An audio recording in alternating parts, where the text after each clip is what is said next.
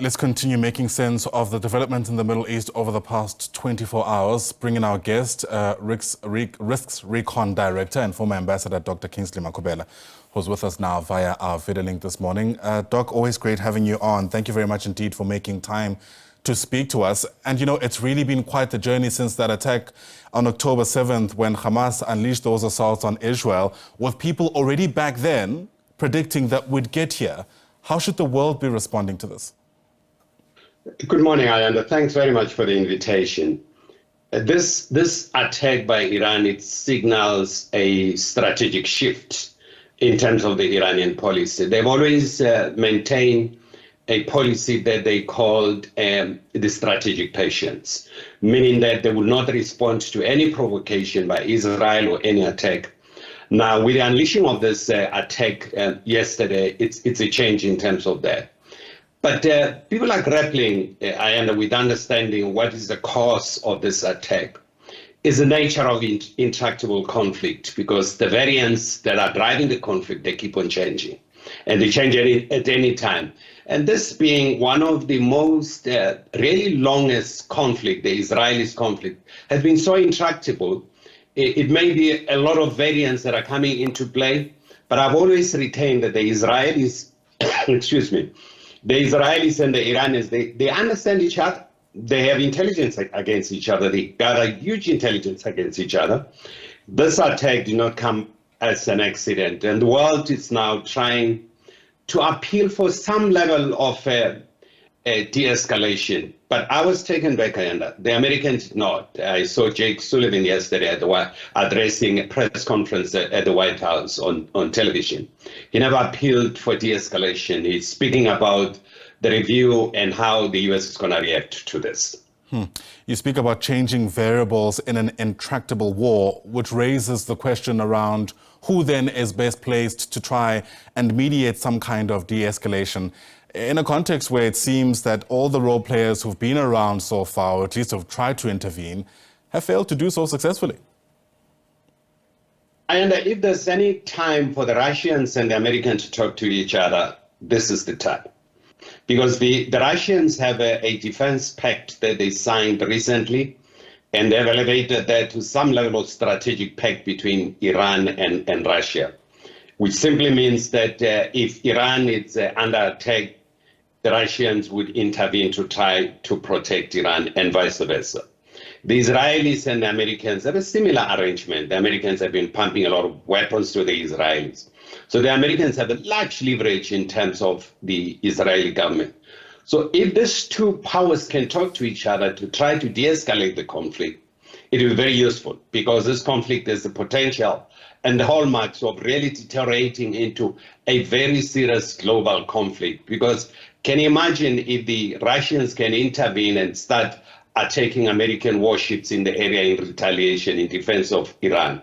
It will create serious chaos. And again, the Iranians are saying if the Americans were to attack their oil fields, they will attack every oil field in the Middle East. And this being the electronic warfare that we're seeing, the playing field is totally leveled, I must say. The Iranians have developed institutional capacity for drones. They've developed their own missiles, and these missiles are using artificial intelligence, and they can identify targets at a much quicker space. You will recall, Ayanda, that artificial intelligence is able to make decisions that actually we humans can make this decision in the next 1,000 years. So the artificial intelligence utilization in weaponry has changed the dynamics of the conflict in the Middle East. I wonder who stands to win, though, because, I mean, we often hear that in contexts like this, where there's, where we see the very real prospects of some kind of war, maybe not a full-on war, but certainly an escalation of the tensions, whether anybody ultimately walks away here unscathed. The only win-win solution that can prevail here, what is called, the positive sum solution. A zero-sum solution in this kind of conflict is basically impossible. No one will win. A lot of casualties will be inflicted on both sides. You may have seen the reports by the Iranians that they targeted 2 military institutions and the Mossad head office. that they didn't target any civilian infrastructure. The Israelis may target the energy infrastructure. If they do that, the Iranian would respond in kind, and the biggest losers would be civilians. We would also be affected here. You know, we've just had a reprieve this morning of the oil, of the fuel prices. So the fuel prices would shut up if they were to bomb oil fields in the area. So it would hit us very hard too. So it's in everyone's best interest to try to de-escalate this conflict. But I'm afraid those who are allied to Israel are not talking about de-escalation. They're talking about how to respond to the Iranian attack. Yeah. And I wonder what we should read into that, because what I have certainly gauged from my vantage point is that the public opinion, the public perception around Israel's narrative, for example, seems to be shifting. And the US is being dragged into that as, you know, a country that has been very open about their support of Tel Aviv, even in the form of, you know, providing the kind of weaponry that is used to wage this conflict against Hamas in Gaza and, in this instance, Hezbollah in Lebanon. So one has to wonder what the US's game plan here is, if in fact we can even read into it. At a strategic level, both Israel and the United States are really careful that the myth around their deterrent will be exposed, given the playing field in terms of the electronic warfare that is coming up.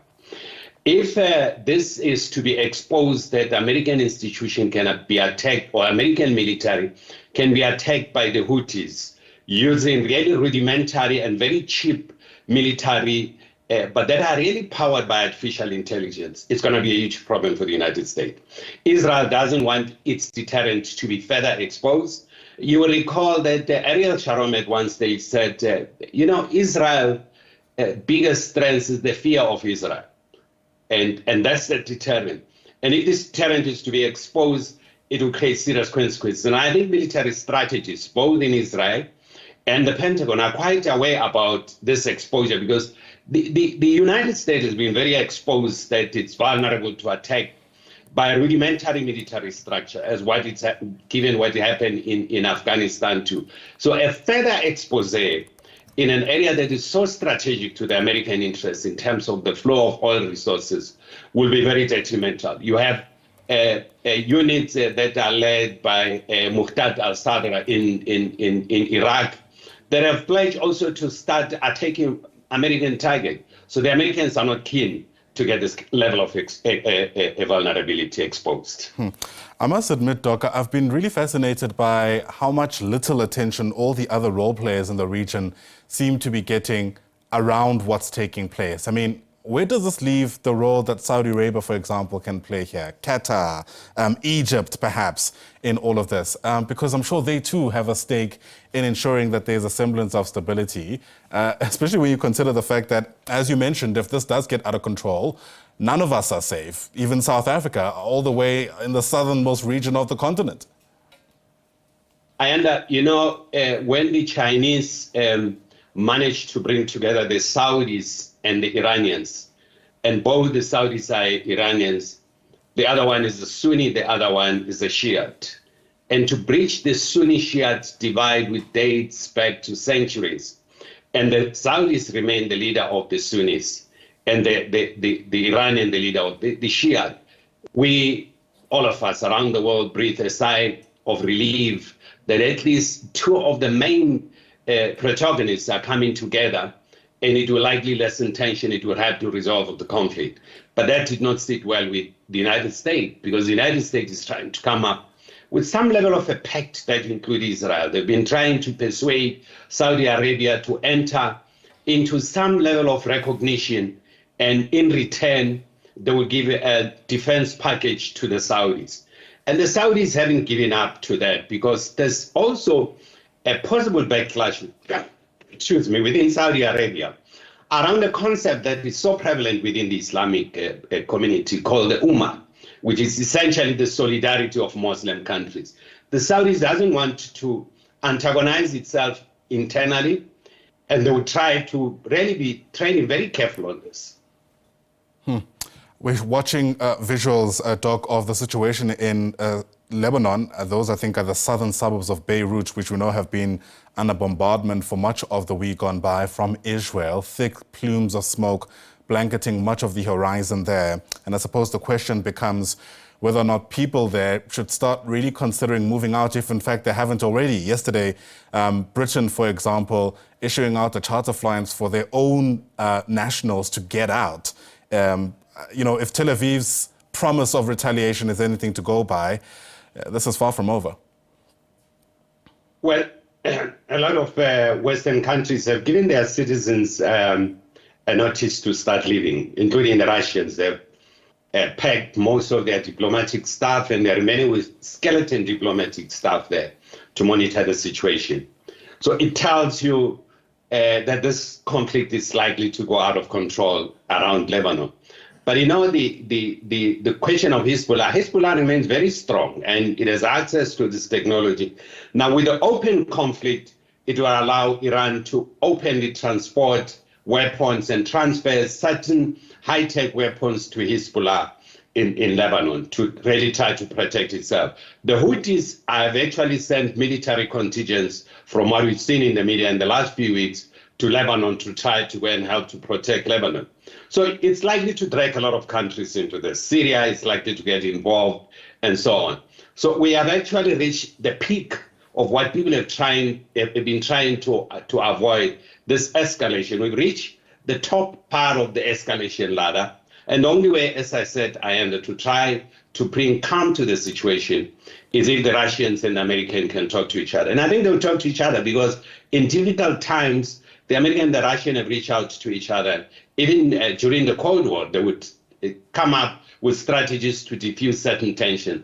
And this is the time, and I hope they will do that. But the complication is that you have an election. This is election here in the United States. In the next few months, not in next month actually, you'll have the general election in the United States. So everything will be cluttered by the lobby and the dynamics of the U.S. internal politics, and given the strong Jewish lobby that exists there.